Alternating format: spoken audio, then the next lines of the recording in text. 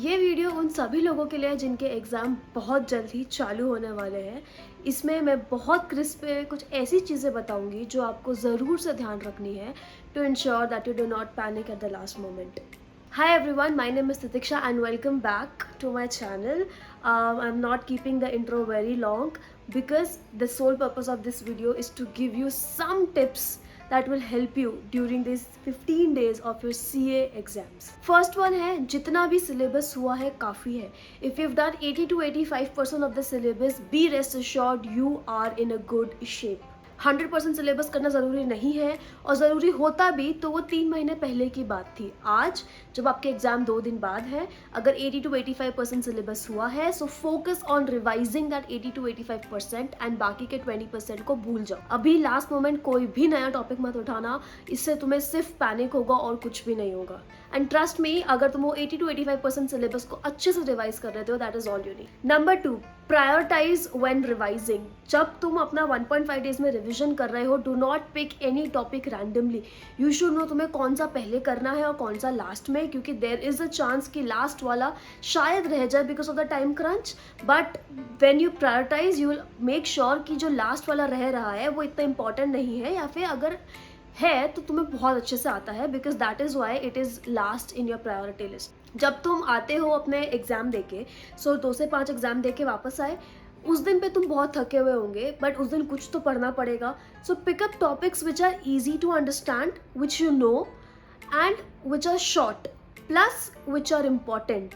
तो इससे क्या होगा, क्योंकि हर सब्जेक्ट में ऐसे कुछ ना कुछ टॉपिक्स हैं जो कि इजी है, तुम्हें आते हैं लेकिन इंपॉर्टेंट भी है, तो उनको रिवाइज तो करना ही है, तो उनको उस दिन पे रिवाइज कर लो जिस दिन पे तुम्हारा कोई और एग्जाम था। And then next day wake up early in the morning, fresh mind से डिफिकल्ट टॉपिक्स उठाओ। But when you prioritising, make sure कि तुम इंपॉर्टेंट टॉपिक्स को ज़्यादा फोकस कर दे रहे हो और जो कम इंपॉर्टेंट है उनको एंड में रख रहे हो, क्योंकि एंड में आते आते बहुत ऐसे खिचड़ी बन जाने वाली है।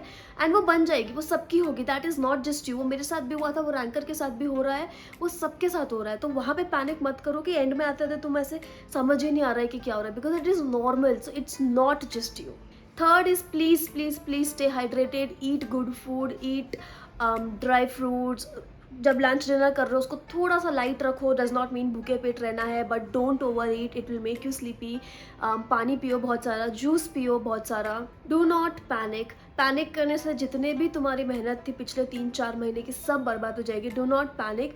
जो चीज़ें हैं, जो इन्फॉर्मेशन है, वो तुम्हारे ब्रेन में ऑलरेडी कहीं ना कहीं एम्बेडेड है, उसको बस एक क्विक रिविजन देके तुम्हें सरफेस लेवल पे वापस लेकर आना है। सो मेक श्योर, अगर कोई टॉपिक ऐसा है लास्ट मोमेंट पे जो रह भी रहा है, उसको एक बार एटलीस्ट तुम ग्लैंस कर लो, ऊपर ऊपर से देख लो, क्योंकि ग्लैंस करने से वो जो डीपली एम्बेडेड टॉपिक है वो एक बार सर्फेस लेवल पे आ जाएगा, और सर्फेस लेवल पे आ गया तो एग्जाम पे तो तुम संभाल लोगे। कोई भी नया टॉपिक नहीं उठाना है। आई एम रिपीटिंग अगेन, कोई भी पास्ट पेपर सॉल्व करने मत बैठना। अगर तुम्हें पास्ट पेपर्स तुमने नहीं देखे, आरटीपी एमटीपी तुमने नहीं देखा, तो उसको तुम अभी देख सकते हो with answers, question answer format में। बट ये मत करना कि तुम लास्ट के एक दिन में अपने आप को टेस्ट करने बैठ जाओ, क्योंकि उसका कोई फायदा नहीं है। और अगर तुम्हें कुछ नहीं याद आया तो तुम और पैनिक करोगे। तो लास्ट के एक दिन में अपने आप को टेस्ट मत करना। यही कुछ चीज़ें थी जो मुझे शेयर करनी थी। Make sure you have a plan for 1.5 days before hand. अगर नहीं है तो आज बैठ के ज़्यादा नहीं, 1-1.25 घंटा दो और सारे सब्जेक्ट्स का 1.5 डे प्लान बना लो, क्योंकि उन 1.5 डे में तुम्हारे पास प्लानिंग करने का टाइम नहीं है।